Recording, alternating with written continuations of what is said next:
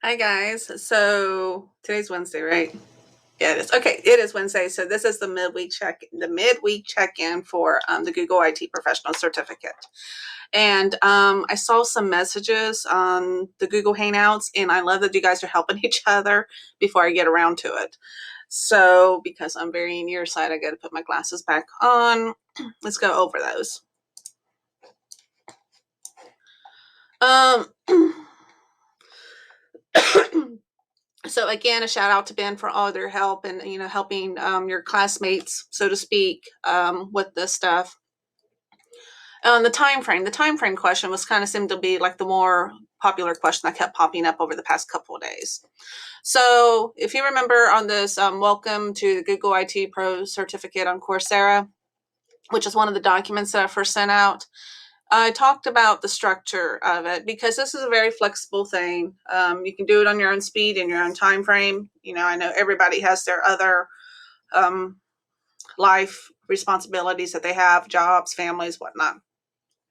So the advantages of using a Coursera platform to learn upon is you can have the flexibility as needed. But with that flexibility, it also means you got to be responsible and not just put it off until I'll get to it tomorrow. Because as we all know, tomorrow never comes, and then if you put it off, you get in the habit of putting it off. It's the timeline will have passed before you know it. So to provide some structure in regards to what I'd like to see happen, and again, this is flexible. You actually have access until the end of April um, for this platform with this licensing, free access to Coursera and all the support. You actually have that long of access until the end of April. But because I'm assuming, actually, I know from the information that I've gathered from everybody so far, a lot of you guys are doing this because you need to secure a job. So obviously, if you finish this faster, the faster you'll be able to, hopefully secure a job. So the course, the approximate hours for completion, here's the individual courses, all 5 of them. And this is based off Coursera's numbers. The approximate hours for completion is 20, and suggested weekly hours is 8 to 10. Again, that's suggested. I can't talk today. So the date start was, on June 1. You have until June 29 to complete it within the structure that I provided here. Okay, that if you don't complete it by June 29th, you don't lose anything. Nothing bad happens. Now, having said that, if I see that you're inactive for an extended period of time, I may revoke the license just so I can I have some people on a waiting list. Okay, to provide to people who are on the waiting list. Just as a heads up on that. But this is just a suggested completion date, just to give you some structure and some guidelines to follow. And you can see the same thing for the other remaining 4 courses: the approximate hours for completion, the start date, and the date completed. Now, to provide some incentives for keeping within that timeline, we do have some rewards built in, and you can see them, listed here. There's not any kind of reward for completing of the first course by the June 29th date, but you can see the bits and bytes of computer networking for those who complete it by July 27th, and I think several of you have. You'll get a $20 gift card. We're not going to be handing out those rewards, even if you're that far ahead of the game. We're not going to be handing out those rewards until it gets closer to that time frame. Let's see. I think that's pretty much the answers to the questions in regards to the timeline.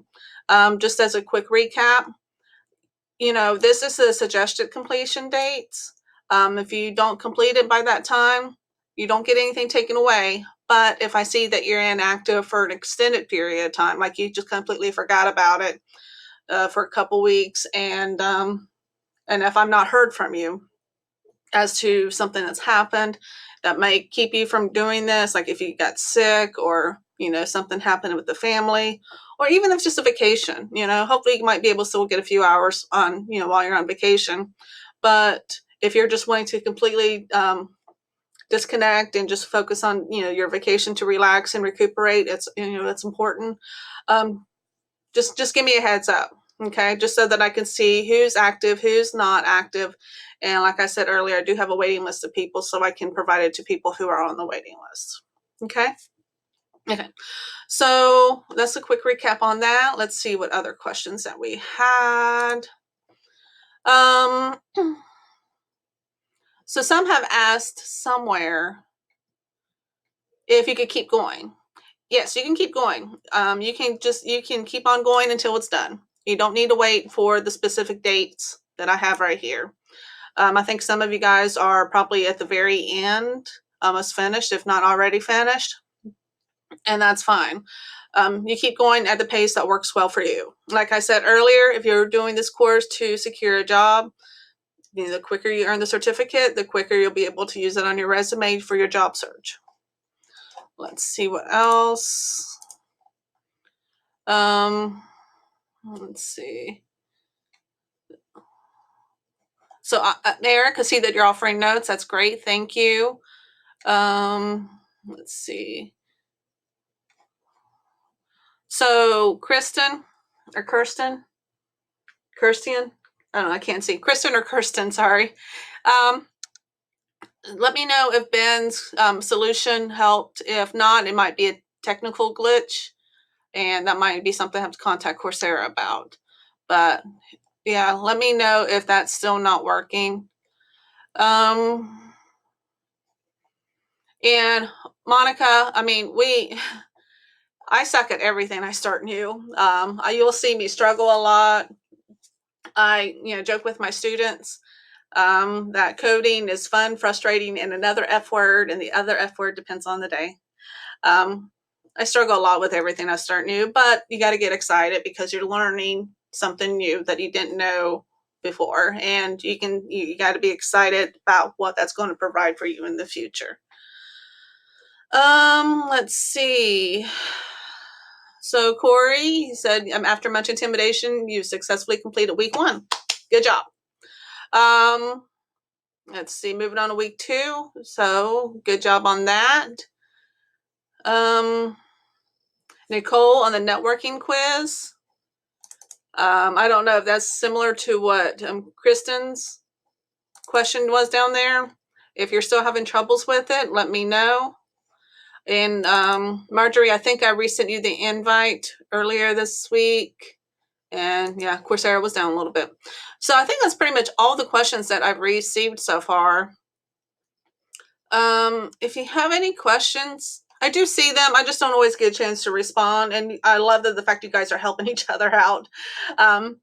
So I really appreciate that. Keep on doing that. And if you have any questions that is really time sensitive for whatever the reason is, feel free to text me. But just keep in mind if only if it's like really important and very time sensitive. It's not something that can wait till Monday or Wednesday.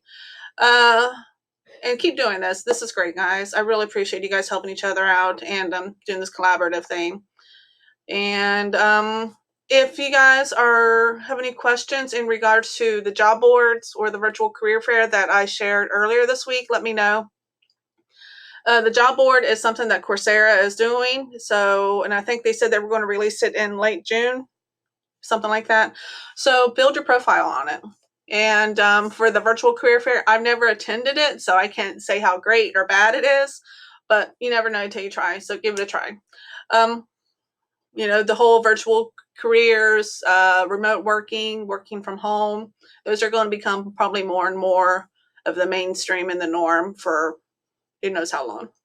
So, sometimes it's difficult, especially if you're like my age where you're used to things being one way, that, the idea of switching it to completely remote can kind of take a different kind of mindset.